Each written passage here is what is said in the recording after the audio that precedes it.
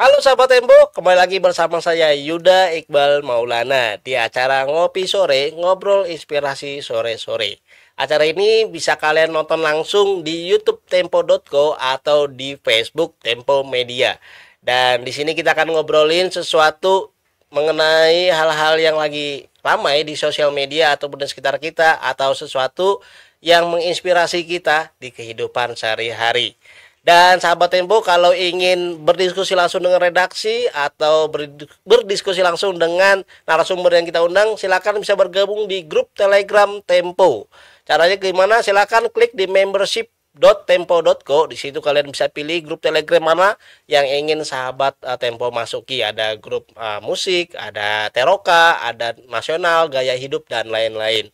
Dan di situ sahabat Tempo bisa berdiskusi langsung dengan redaksi dan juga berdiskusi dengan member yang ada di grup tersebut. Film berjudul Menjelang Ajal ini adalah film horor yang dibintangi oleh Syarifah Danis, Caitlin Halderman, Dava Wardana, dan masih banyak lagi.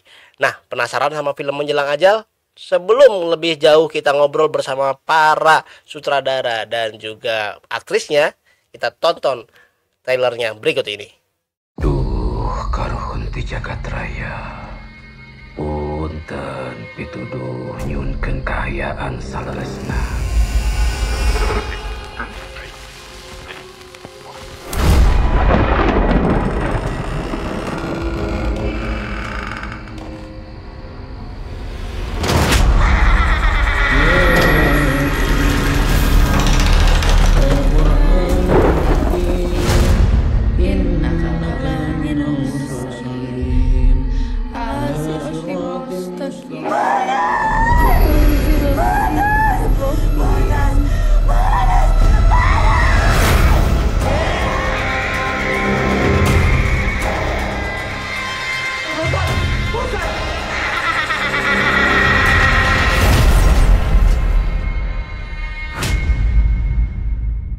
Oke sahabat Tempo, kali ini sudah hadir bersama kita narasumber yang akan berbagi informasi dan pengalaman di balik layar film Menjelang Ajal di Ngopi Sore Movie Talks. Saya sapa dulu, apa kabar Non Hadra? Apa kabar Mbak Danis? Sehat-sehat semua? Alhamdulillah. Alhamdulillah. Yuda apa kabar? Baik, alhamdulillah sehat. Gimana Non Hadra? Udah bisa nafas sekarang? Baik, alhamdulillah. Karena sekarang tuh filmnya tuh kayaknya berturut-turut horor. Udah bisa nafas nih, udah bisa nafas. Ya nafas pelan-pelan lah. Karena kalau nggak salah ada berapa? 3 ya? Apa? 4 film horor di tahun ini. Tahun ini baru ini yang pertama. Baru ini. Oh, yang kedua. Ya, Sorry. baru ini yang kedua dan yang akan ada selanjutnya horor juga. Horor. Gimana? Udah terbiasa dengan aura-aura horor sekarang atau Ya. atau Udah gimana? hampir kebal ya. Udah hampir kebal ya sama yang horor-horor. Luar biasa karena film apa namanya Non Hadra ini yang mengenai horor ini banyak banget. Dan selanjutnya ada Non Danis juga. Iya. Kita panggil Non juga sekalian. Terima kasih biar dipanggil Non juga, biar sama ya. Biar sama. Gimana kesibukan kali ini? Karena kalau nggak salah nih Danis nih bisa main film horor, film komedi, film romantis, semuanya bisa, sampai bangun atap rumah aja bisa.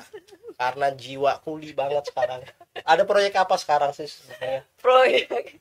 Maksudnya proyek kerjaan dalam dunia entertainment apa membangun rumah nih? Dua-duanya kayaknya. Kalau film.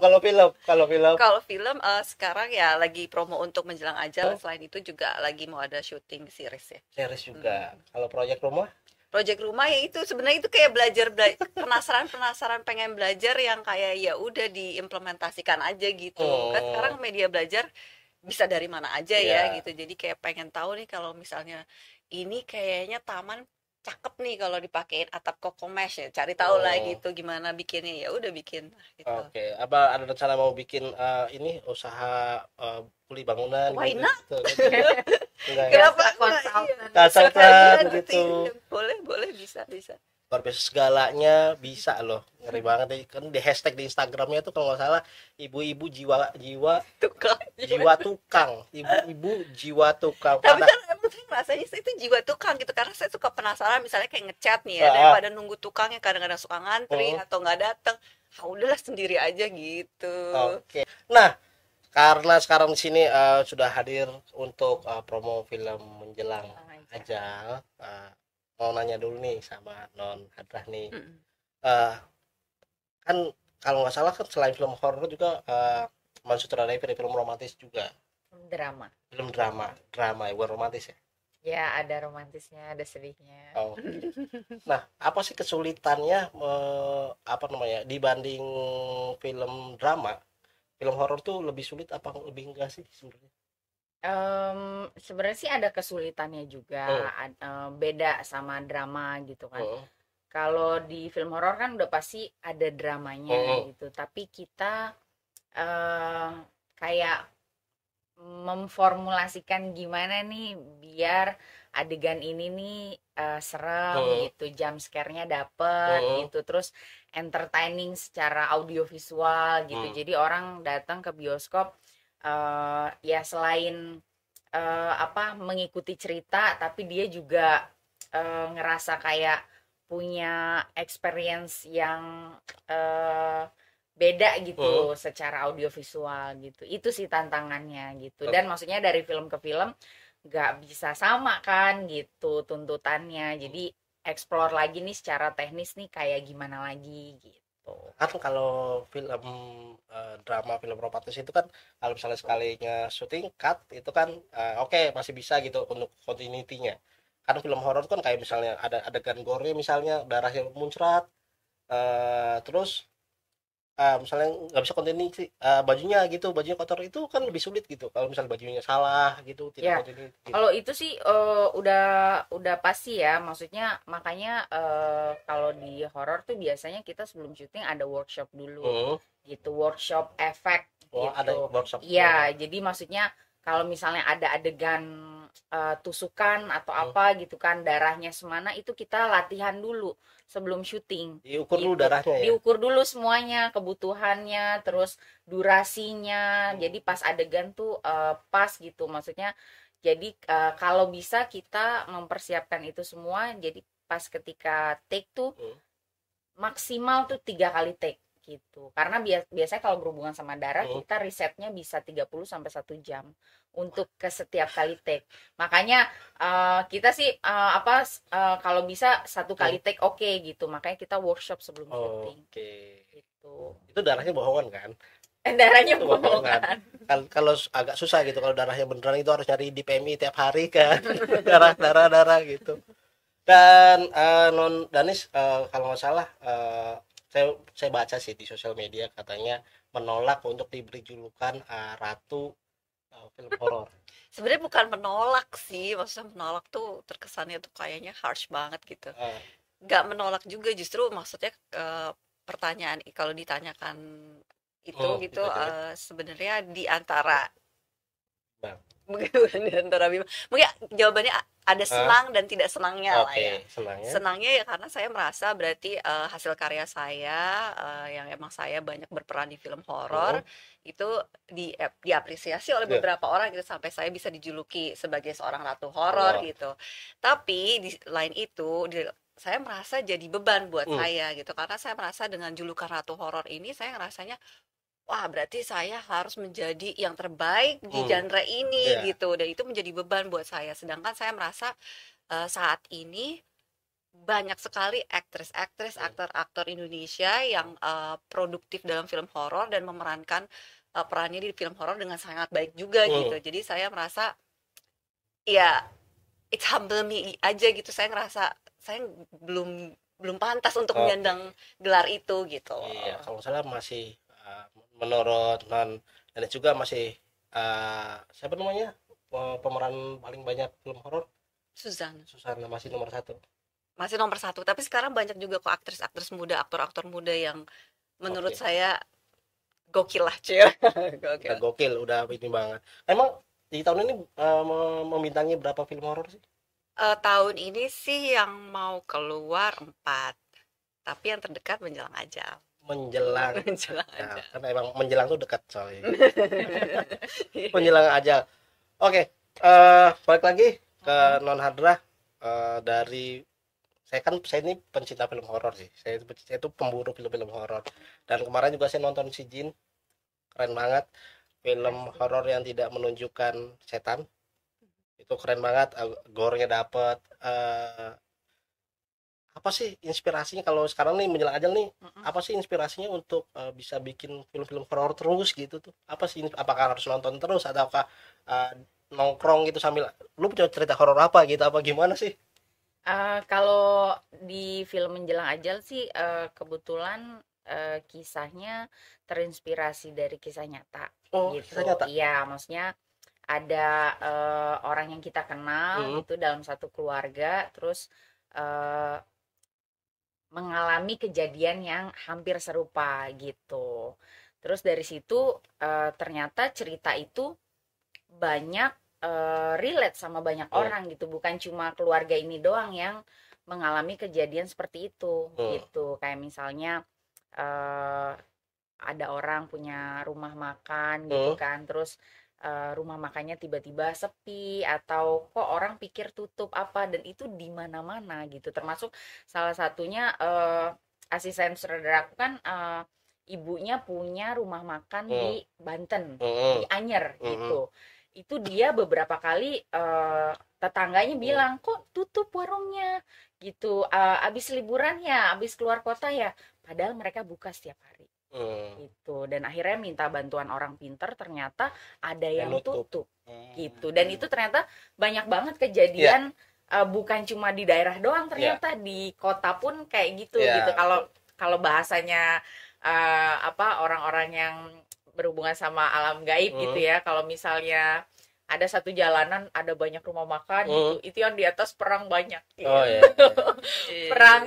perang tarik menarik pelanggan gitu ya, konsumen apa, belum yang supaya dia nggak kesana gitu. Masih banyak banget sih yang melakukan praktek seperti itu sih gitu. Makanya kita pikir cerita ini relate sama banyak orang gitu, dan isunya pun deket sama masyarakat Indonesia kita gitu. Jadi kayaknya ini menarik buat diangkat gitu. Wow.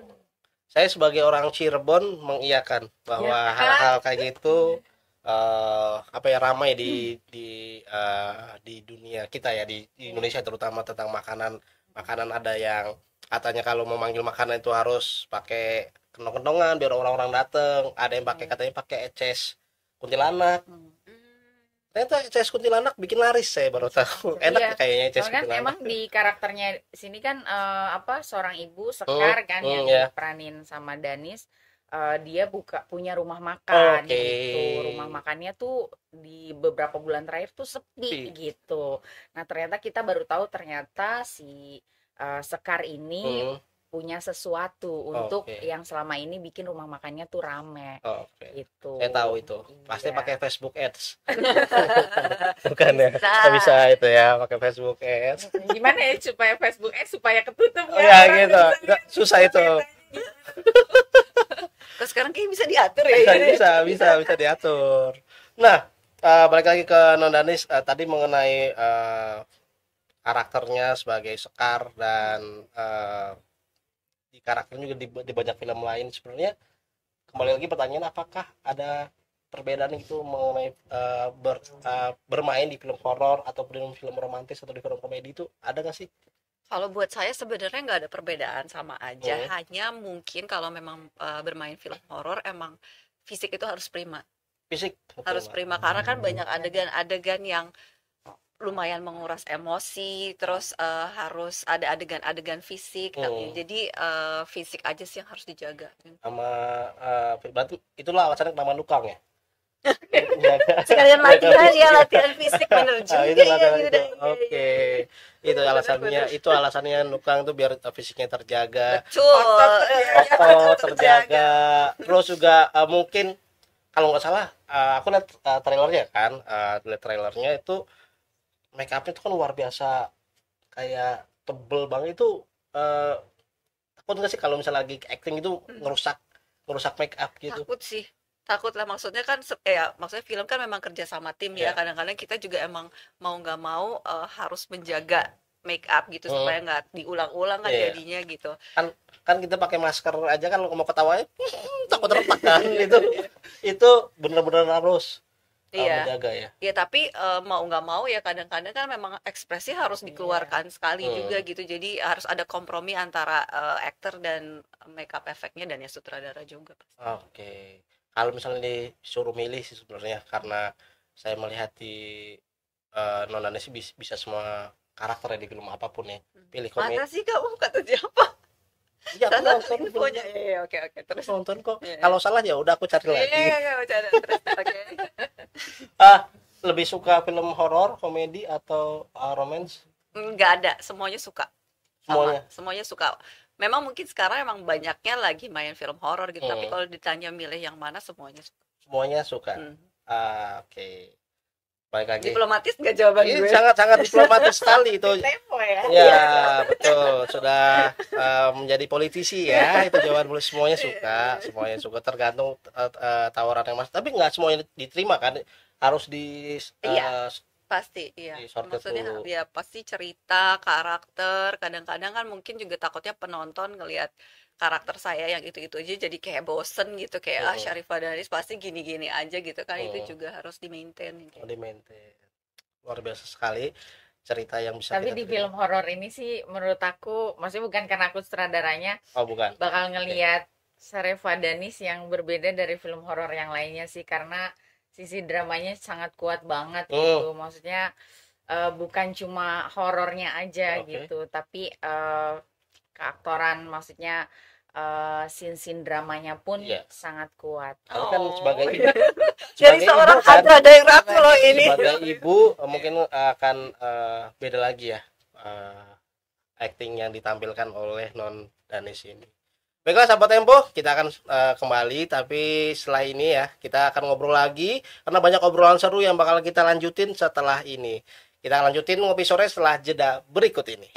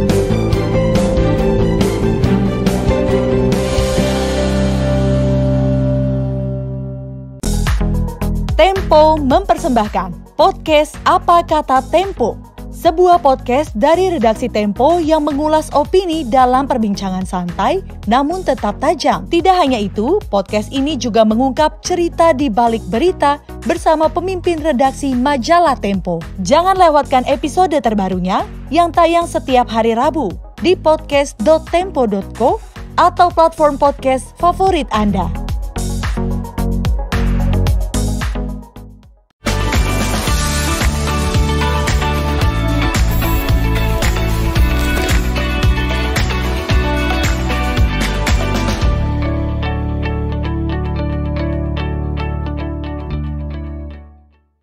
Oke, bertemu lagi dengan saya Yuda Iqbal Maulana. Kita masuk ke segmen 2 ini.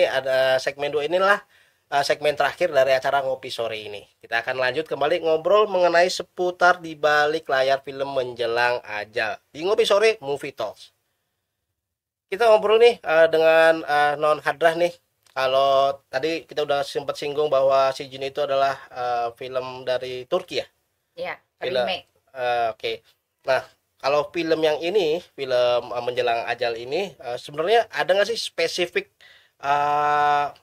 Kan tadi ngomong ini ada apa namanya, orang terdekat yang mengalami ini. Sebenarnya ada nggak sih kota spesifik di menjelang ajal ini, ataupun daerah spesifik gitu? Kalau ini sih kita secara geografis Bogor. Di Bogor. Gitu. Oke. Tapi kalau inspirasi ceritanya datang dari mana? Ya ada dari Sukabumi, dari Banten, dari Karawang gitu. Daerah Maksudnya Sunda ya? kita kan juga maksudnya waktu development cerita tuh kita riset juga kan gitu. Kira-kira terjadi paling banyak nih di daerah mana gitu. Dan ternyata maksudnya kayaknya hampir semua daerah tuh selalu ada kejadian seperti ini. Oke. Berarti sudah riset, nanya ke tetua Iya, gitu. jadi bahkan ada yang sampai akhirnya di warungnya gitu kan ditutupin sama lumbung tinggi gitu. Tapi yang maksudnya ini nggak kasat mata ya, ditutupin lumbung tinggi. Jadi orang kalau mau lewat nggak ketemu gitu, karena maksudnya bener-bener satu rumah makan yang ditutupin sampai pagar-pagarnya. Orang jadi cuma ngelihat kayak jejeran kayu-kayu, lumbung, bambu gitu aja. Jadi orang lewat kok nggak ada, orang lewat lagi nggak ada, akhirnya pergi ke tempat yang lain gitu. Itu pernah nemuin tempat makan seperti itu nggak secara langsung? Kalau saya sendiri sih, maksudnya kalau nyari tempat makan sih sering ya, maksudnya kok nggak ketemu ya gitu, antara Google Map-nya salah gitu kan, atau ya itu paling pernah sih di Anyer sih. Di Anyer. Gitu, di Anyer sih paling sering banget sampai nelpon kok nggak ketemu sih, sebelah mana sih itu loh yang deket ini sepantai ini apa segala gitu. Kita nggak nemu sama sekali gitu, sampai akhirnya kita makan di tempat yang lain gitu, padahal mereka buka gitu. Waduh, serem banget ternyata. Berarti nanti kalau mau rencana makan ke suatu tempat makan harus dicek dulu kali ya, kalau tiba-tiba tutup nih jangan-jangan gitu ya, bisa aja ya. Bisa jadi kayak gitu. Atau mungkin dunia gaib udah nyambung ke Google Map, jadi harusnya buka jadinya close gitu. Luar biasa sekali dunia gaib sekarang. Balik lagi ke Non Danis, tadi udah diomongin bahwa sekarang aktingnya akan berbeda dengan acting yang sebelumnya. Gimana sih rasanya kerja sama dengan Non Hadra ini? Rasanya tuh Bu Hadra ini salah satu alasan saya mengambil film Menjelang Ajal gitu. Karena waktu tahu kayak ya sutradaranya Hadra Daeng Ratu gitu, terus saya sempet cari tahu kan gitu. Saya banyak dengar berita harum tentang dia gitu. Jadi tentang beliau, jadi oke. Saya ambil filmnya, terus menurut saya Bu Hadra ini sutradara yang saya kagum gitu dengan dia gitu. Selain sebagai sutradara wanita yang bisa memimpin satu produksi film, juga dia termasuk orang yang tegas untuk sebagai seorang sutradara gitu. Bisa dibilang tangan dingin ya, saya pernah baca dari mana. Aspangin kali. Tapi itu maksudnya apa yang dijelaskan selalu jelas. Dia tahu apa yang dia mau, dan Bu Hadra tuh bisa memancing emosi pemain gitu. Karena ya itu saya ingat adegan terakhir, Bu Hadra bisa memancing emosi kita semua untuk bisa keluar dan ngerasa semua scene itu tuh semuanya tuh emosinya nyambung, emosinya dapat gitu, karena Bu Hadra yang memancing kita semua gitu. Caranya gimana tuh? Aku tuh percaya sama adanya konsep transfer energi. Gitu. Maksudnya kalau di penyutradaran aku seperti itu, maksudnya tapi terkadang tidak selalu dikeluarin gitu. Kadang-kadang maksudnya aktornya juga udah punya itu gitu, energi kuat. Tapi kan ketika misalnya para aktornya banyak berkumpul, mereka kan kadang nggak balance kan, nggak seimbang. Ada yang udah kuat, ada yang masih labil atau apa gitu. Nah, aku biasanya datang udah dengan energi scene itu gitu, ngejelasinnya pun udah sesuai dengan takaran rasa yang aku mau gitu loh untuk di adegan itu gitu. Jadi kalau sedih ya aku datang dengan kesedihan gitu. Kalau marah ya aku pancing dengan bukan kemarahan sih, tapi maksudnya energi yang lebih powerful gitu buat mancing mereka. Jadi biasanya aku kalau adegan-adegan yang sulit tuh walaupun aku yakin banget setiap aktor udah membaca setiap scene ya gitu, tapi kadang aku ceritain ulang semuanya, karena kan kita kalau syuting kan random kan scene-nya gitu. Nah, aku kadang ceritain oke ini begini makanya begini sampai di adegan ini kamu udah segini gitu. Luar biasa Itu sih. sekali. Pantesan filmnya di atas 1 juta semua ya. Amin, semoga menjelang ajal Amin. Amin. diminati banyak penonton juga. Penonton. Menjelang ajal ini genrenya lebih kemana sih? Horor mistis, tapi ada gore-nya juga ya. Campuran semua. Iya. Dramanya ada, Mm-mm. mistisnya ada, gore-nya ada. Jadi Iya. kalau misalnya Komedinya juga ada. full package of horror Full nih package. menjelang ajal. Full package. Full package. Semuanya ada. Menurut Nonada sendiri nih, film menjelang ajal dengan film horor-horor lainnya apa? Yang pasti makin kesini aku membuat horor bukan cuma sekedar film yang buat nakut-nakutin penonton Oke. aja, tapi maksudnya secara pesan dan keterikatan penonton terhadap karakter tuh kuat gitu. Maksudnya jadi mereka pulang bukan cuma bawa cerita, wah filmnya nakutin nih jam sekarang nih, tapi ada pesan moral yang mereka bisa bawa pulang gitu. Mungkin mereka jadi ingat orang terdekatnya atau keluarganya gitu yang pengalaman kehidupannya sama dengan tokoh yang ada di film ini. Yang ada tokoh di film ini adalah Sekar ya kan? Banyak tokohnya. Ada Ada Sekar, Ada anak-anaknya ada 3 orang, Ada tiga ada orang. Dani, ada Ratna, Dani diperankan Dava Wardana, ada Ratna diperankan Caitlin Hilderman ya, Heeh. sama satu lagi anak yang paling kecil Dodi diperankan sama Dodi. Syakil Fauzi. Sebagai Sekar di film Menjelang Ajal, apa sih kesulitan terbesar di film tersebut apa? Kesulitan terbesar kalau buat saya balik lagi ke adegan fisik ya. Adegan fisik olah tetap, tubuh. Orang itu karena selain ada adegan kesurupannya, terus ada tapi nggak juga kesurupan beneran kan? alhamdulillah Ah, enggak, enggak, alhamdulillah oke. enggak. Terus dia ada sedikit juga ya adegan fightingnya ya, adegan fightingnya walaupun maksudnya nggak seluruhnya dilakukan oleh saya, tapi yang menjadi tantangan terbesar buat saya adalah itu. Di adegan itu Syarefa Danis kesurupan cuma udah sampai trans gitu banget. Terus begitu kita udah cut dan dia masih terus. Maksudnya saking all outnya banget gitu untuk di adegan itu. Kita udah teriak cut dan dia masih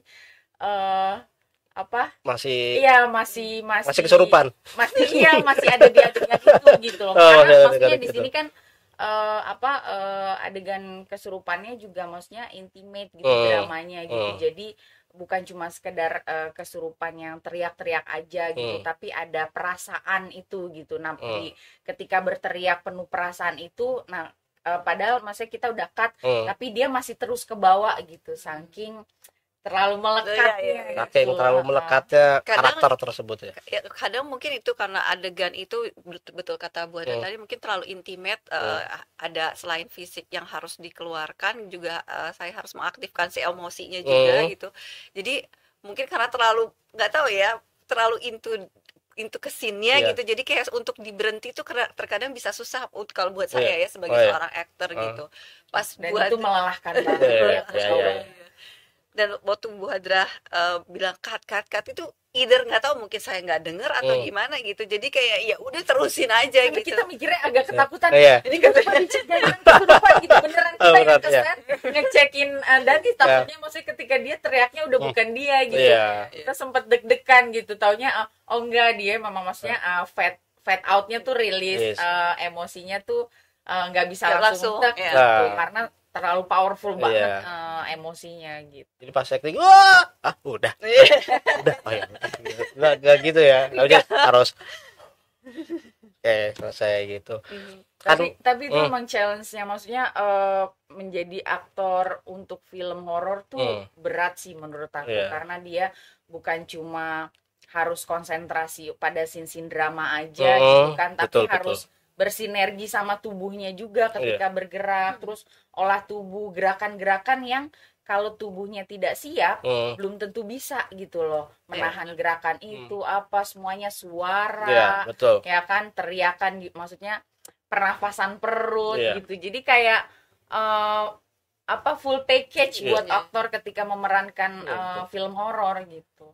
Ya, benar-benar. Dan memunculkan rasa takut itu sendiri udah menurut saya juga sulit sekali gitu di satu set gitu. Kita misalnya ada horor, kita harus memunculkan rasa takut tuh kayaknya apa yang dipikirkan itu ketika Untuk memunculkan rasa itu. takut.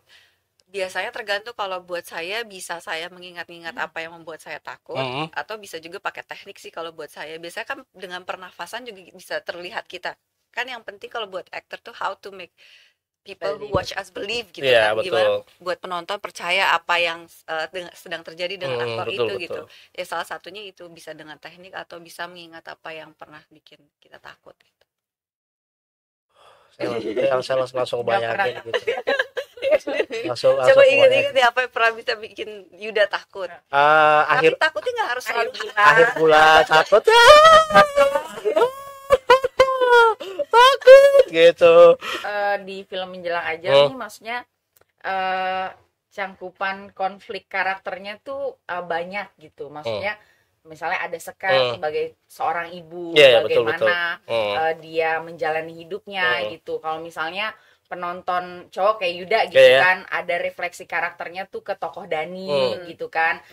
Apa sebagai anak laki-laki berhadapan sama ibu tuh Iya. bagaimana, berhadapan sama keinginannya, terus di tengah-tengah keluarga dia punya adik tuh seperti apa gitu, terus ada anak perempuan gitu, maksudnya yang besar tanpa ayah tuh seperti apa gitu, maksudnya Oke.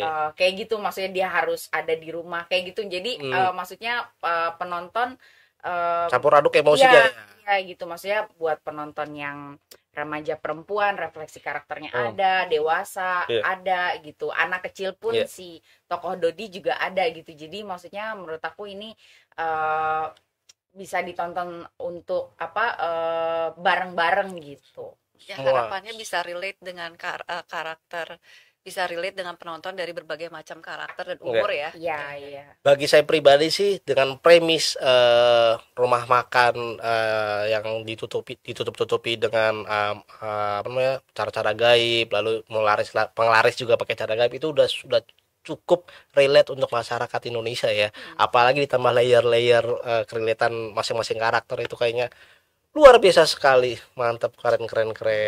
Nah, kalau dari Nondani sendiri setelah nonton teasernya apa yang dirasakan? Gak sabar pengen nonton, penasaran banget karena maksudnya saya ingat bagaimana cara syuting, proses waktu kita syuting gitu, proses waktu kita reading itu tuh udah bikin saya semangat gitu pas begitupun pas proses syutingnya. Dan ketika melihat trailernya tuh jadi yang kayak wah, aduh ini kayak pengen cepet-cepet nonton nih kayak gimana hasilnya, karena saya belum nonton kan, pasti bukan aja nih yang udah nonton. Saya belum nonton sih, belum. Kayak baru lihat cuplikan-cuplikannya, dari cuplikan-cuplikannya aja udah bikin saya penasaran banget gitu. Oke. Kayak apa ya, dari cuplikannya tuh bikin tegang sih. Bikin tegang gitu, kayak gitu. Nah, kalau dari Non Hadra sendiri kan yang udah nonton, gimana perasaannya? Alhamdulillah happy banget, puas banget gitu, dan gak nyangkanya perasaan yang kita hadirkan di lokasi gitu kan, pas ketika syuting, terus kemarin preview musik, terakhir tuh aku habis preview musik, perasaannya tuh sama gitu, bahkan lebih campur aduk lagi, dan adegan terakhir aku nangis sih. Di antara ketegangan dan susah nafas itu menyelipkan keharuan. Wah, jadi nggak kebayang nanti kalau Danis nonton langsung gimana perasaannya nih. Iya, makanya nggak sabar gitu, kayak pengen tahu ini gimana nih hasilnya gitu.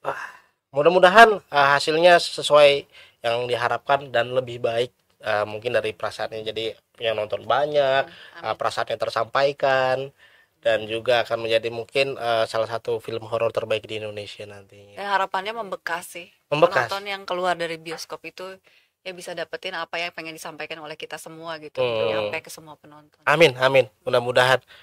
Dan udah panjang nih obrolan kita di kesempatan sore hari ini, dan ini adalah closingnya nih dari Non Danis dulu. Dari Bu Hadrah dulu aja. Dari Bu Hadrah dulu. Satu kalimat mengenai perfilman Indonesia dan apa harapannya untuk perfilman Indonesia. Perfilman Indonesia sekarang semakin maju Hmm. dan harapannya semakin banyak film-film berkualitas yang hadir dan diterima sama masyarakat Indonesia. Oke, terima kasih. Dan Ananis? Kalau menurut saya film Indonesia sekarang ini semakin beragam dan semakin baju, semakin banyak yang berkualitas. Harapannya kita semakin berani untuk menampilkan genre-genre film, termasuk di horor juga, karena horor tuh nggak horor tok horor aja kayak tadi juga kan disebutin, ada horor mistis lah, ada horor drama horor atau horor apalagi. Betul. Harapannya semakin luas genre-nya di horor dan genre-genre lainnya. Oke, nanti mudah-mudahan juga ada komedi horor mistis juga nanti mungkin komedi horor ataupun komedi romantis udah banyak juga. Jadi dengan genre-genre masing-masing itu aja. Dan satu lagi, dan Boleh semoga budaya menonton semakin tinggi, karena itulah yang akan membuat perfilman kita juga semakin berkembang. Betul. Oke, itu aja di kesempatan sore hari ini di Ngopi Sore. Terima kasih kepada narasumber yang sudah hadir di diskusi Ngopi Sore kali ini. Terima kasih Non. Terima kasih Terima Yuda. kasih. Thank you. Terima kasih. Mohon maaf kalau ada kata-kata yang kurang berkenan tentunya. Sama. Mudah-mudahan menjelang ajal nyampe di 5 juta penonton. Ini doa saya ya. Amin. 10 juta deh. Masa tanggung-tanggung amat doa ya. Aku tanggung amat. Oke, semoga bermanfaat acara Ngopi Sore kali ini.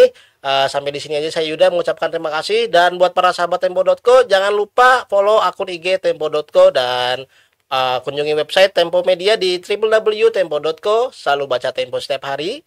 Versi digitalnya di download di App Store, bisa di Play Store juga, di Tempo Media untuk mencari informasi berita terupdate serta acara Tempo selanjutnya.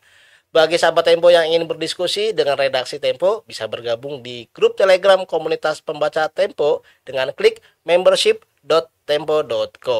Pilih komunitas yang ingin Anda masuki. Oke? Dan bagi pembaca setia yang ingin mengikuti event-event eksklusif Tempo secara gratis dan juga berdiskusi lebih dengan redaksi dan narasumber, bisa bergabung menjadi member VIP Tempo dengan cara berlangganan di Tempo VIP. Anda bisa mendaftar di membership.tempo.co juga di situ. Akhir kata, saya Yuda Iqbal mengucapkan terima kasih beserta seluruh kerabat kru yang bertugas. Pamit undur diri. Assalamualaikum warahmatullahi wabarakatuh. Terima kasih. Terima kasih.